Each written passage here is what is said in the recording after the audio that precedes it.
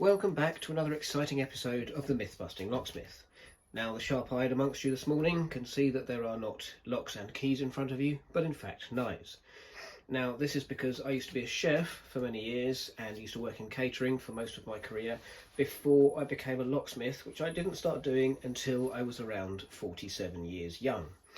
So, inspired by the fact that there are literally thousands of videos all over YouTube of so-called experts and people with more money than knowledge going out, buying the fanciest knives they could find, mispronouncing them, misexplaining them, presenting them poorly, and basically trying to pretend that they know everything about chef's knives and trying to sell you the latest good ones or the really expensive ones.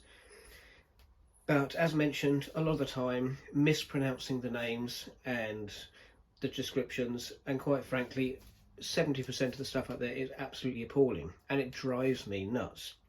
So I thought I would bring you back down to earth with a bit of a bump, because at the moment I do not have thousands and thousands of pounds worth of knives, and I don't sharpen them every week, and I don't use like a 1,000, 2,000, 3,000 up to 20,000 grit stone, leather straps, wet straps, and all sorts of other nonsense that people will try and sell you and plug because they have the latest, most ridiculously overpriced knives with pearl handles, marble handles, and so on.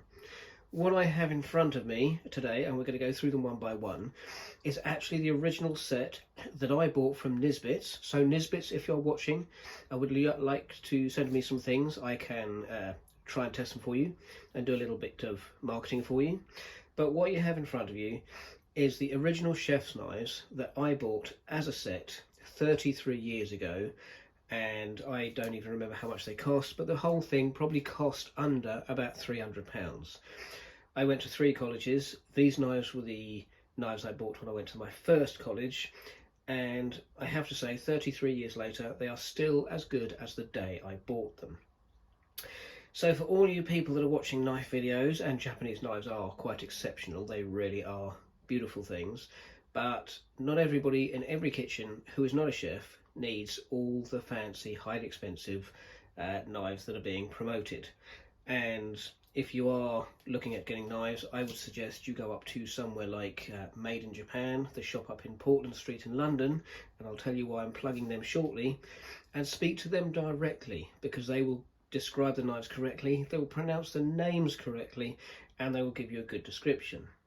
Because you need to know what they're called correctly, otherwise, quite frankly, you look like an idiot when you're trying to sound Japanese when you're actually English or American and you're pronouncing the name wrong. You just look stupid. So, without further ado and rant over, the first knife in my collection is a 9.5-inch Sabatier knife. Now, this weighs about 260 grams, and as you can see, it is one of the knives that has a blade that goes all the way down to the end of the handle, and then you have this hard substance here with little bolts in. Now, all of the videos I've seen, people are holding the knife like this. This drives me crazy. The first thing we were taught at college is never ever put your finger like this, because within 3 days of doing it, you'll lose permanent use of this finger because it will be worn and stretched so much, you'll be in constant pain. It is the wrong way to hold a knife. You never hold a knife like this. So for all the people out there advertising knives and they're holding it like this, you clearly don't use the knives every day, because this finger would stop working in a heartbeat. The way, of course, I hold it is I hold it like this, because my thumb is here, my fingers are tucked behind the end of the knife here, so when I'm going chop, chop, chop, or bang, bang, bang, I am not going to lose a finger. But the other way, as explained to me, was you hold the knife as if you're shaking hands with it. Hello, how are you? And this is the way you hold it. Resting your hand on top, like this, you can chop, chop, chop, or you can rock like this. And while we've got this big, heavy 9.5-inch Sabatier knife in my hand, I do not understand why people get a piece of paper and try and go like this on the paper to see how sharp it is, because that might show you the sharpness, but as the guy in the video said, who I actually listened to, it doesn't show you how effective it is in food preparation. This is razor sharp. I have sharpened it twice in my entire career. Somebody else had a go at it, and you can probably see the scratches, but they were beaten to death after I heard that they had touched my knives. I've sharpened it twice. It is as sharp as the day I bought it, and cutting down a piece of paper will prove nothing. Using it on food and preparing vegetables will show you how sharp it is, because it is about the food preparation and not how clever it looks going like this through a tomato or on a piece of paper. 9.5-inch Sabatier knife, vegetable knife. Japanese version would be a Kyoto knife. This is my favourite knife ever. The next one, wooden handled filleting knife. It hasn't warped, it hasn't cracked, it hasn't gone manky in any way, shape or form after 33 years of using it. It's very bendy and I love it, and I have only ever used this for filleting fish. I have never used it for anything else. And if I catch the light right on this, you can see the blade, and again, it is as sharp as the day I bought it, which is why I'm not putting my other hand anywhere near this part, and certainly not the point. It is razor sharp, it is factory sharp, and as I say, one piece of wood handle, blade straight down the middle, quite thick at the top. Beautiful knife, fits in my hands, which are very small, and as sharp as the day it came. This next one came from a different set, a very cheap and inexpensive set. Again, fits beautifully in my hand. It has a slightly serrated edge. This is great for general chopping and sort of maybe sawing through things where that would be more appropriate. A good all-round knife. I really like it, but it came out of a cheap block. Next one from the original Nisbet set. This again, very, very sharp. I have sharpened it a few times. It did get a bit dull. Fits nice in my hand. Good general vegetable knife. These are very inexpensive. A similar one, but an upgrade slightly. As you can see, the blade has got a slightly different pattern on it. Again, this is much sharper than this knife. It is much sharper than this knife. It's about the same sharpness as this knife, as the filleting knife. It's another little rubber handle one. It's a Nisbet's one. It's inexpensive. I really like it. This sort of slightly different shape. It's got a curved end like the Japanese Santoku knife, and it's got a dead straight across blade across here, similar to the Usaba knife. It's a little chopping knife. It can't rock with it. It's a slice through. It's razor sharp. It's a kitchen devil. It's not expensive at all. Now this longer knife, which is in some ways similar to the Yanagi or the Yanagabi knife, which is, excuse my pronunciation, slight curved blade so you can rock it, good and long for slicing through anything, raw meat, cooked meat. Again, a very, very sharp knife, rubber handle. It's as long as the Yanagi knife, so that would be your English equivalent from Nisbet's instead of the Japanese.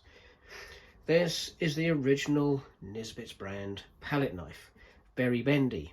I have used this for icing hundreds of cakes. It's never let me down. It's a very nice knife to use. It's simple and it works. This is, I don't know why you would have a bendy knife for a bread knife, but this is a very thin bread knife. You could also use it for cutting fish, I guess, but back in the day we used serrated knives for cutting fish. Nowadays it's all straight blades all the way, so no longer cutting fish with these. But again, wooden handle, been well looked after, not a problem at all. Next, carving fork. Can't go wrong with a carving fork. It's a fork. It has two prongs, they're pointy ends. Now I can tell you with these, that these points here are as sharp as the day I bought it. They would almost go through bone. Now here's another bread knife I bought. This is came out of the same block from somewhere like Tesco's. Rubber handle, very good bread knife, very liable, doesn't have to be expensive. It will cut your bread sufficiently. You do not need a £200 knife to slice a loaf of bread. Now, getting back to this one, and another thing I've seen on videos is where people go, let's try the sharpness or the vegetable test, and they get a vegetable or something sharp on a board and they come straight down like that and they go thunk straight into the board to see how sharp it is. It's ridiculous. It's a stupid thing to do. It will damage your board. It will damage your knife. This weighs about 260 grams. It is a very sharp knife, and I have actually gone through and separated the spinal column of a lamb, separated it from the ribs when we had a whole set of ribs attached with spine, and we went straight down like this, and we went between the gap of the spine and the ribs. This cuts straight through it in one go. If you slam this down on a board, you will easily cut your finger off. I wouldn't put it past you to be able to cut somebody's hand off at the wrist with this knife, but slamming it against a board just to show how clever you are and how sharp it is ridiculous. It is stupid and it is dangerous. Now, this rather fancy one is a paring knife, and this is what a traditional paring knife should look like, as opposed to being a straight paring knife, because the slight curve here, and I'm keeping my hands well away from it because I know exactly how sharp this is. This will allow you to peel and turn vegetables properly. As I say, it is slightly curved. That was the original style. They seem to do them straight, which is entirely pointless because then it would just be a paring, a petty, or a utility knife.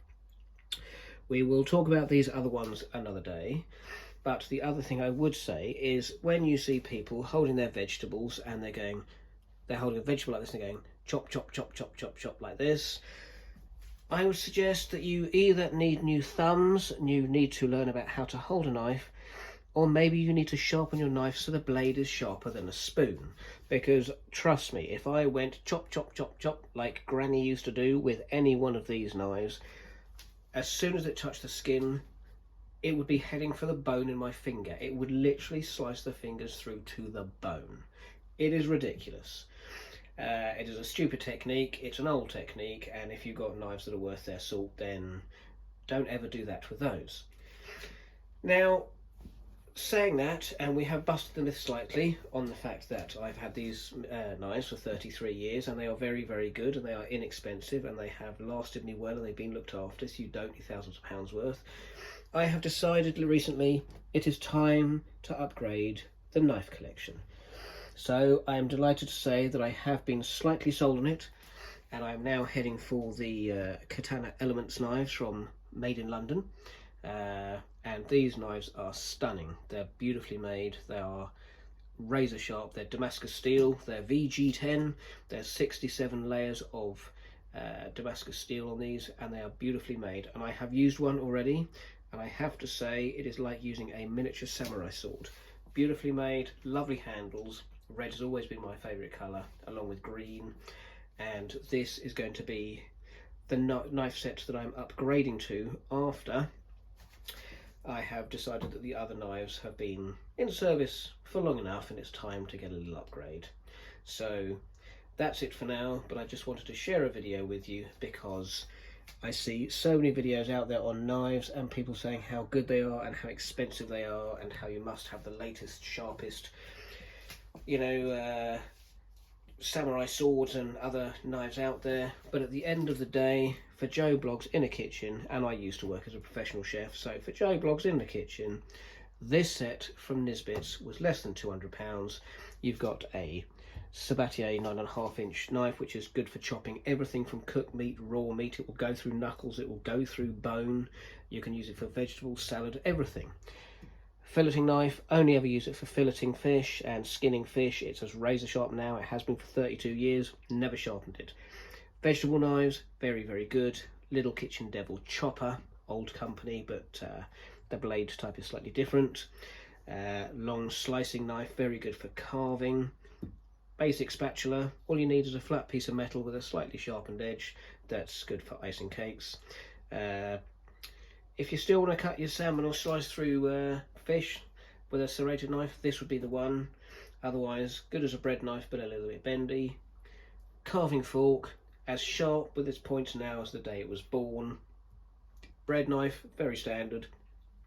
It's a bread knife. It's solid, it cuts bread. What more do you need a bread knife to do? And of course your steel, which I don't use very often, but it has seen some use. So there we are. They're not Japanese, they're English, they're British made, they're very reliable, they're very, very old, they're very shiny, they've been well looked after. I couldn't tell you any technical things about the metal except for the fact that it's steel, it's solid, it's bendy on the filleting knife, it's solid on all the other knives, it's lasted me a lifetime. I really like them. They're not flash, they're not fancy. I am a chef, these are my chef knives, they've served me for 33 years. What more do you need to know? That's it. I hope you enjoyed. Please do leave comments and queries at the bottom. Any comments, positive and negative, will be replied to, but keep it clean, keep it nice, because I do know what I'm talking about when it comes to these knives. and I hope to see you back another day when we talk about locks. Thanks for watching. That's it.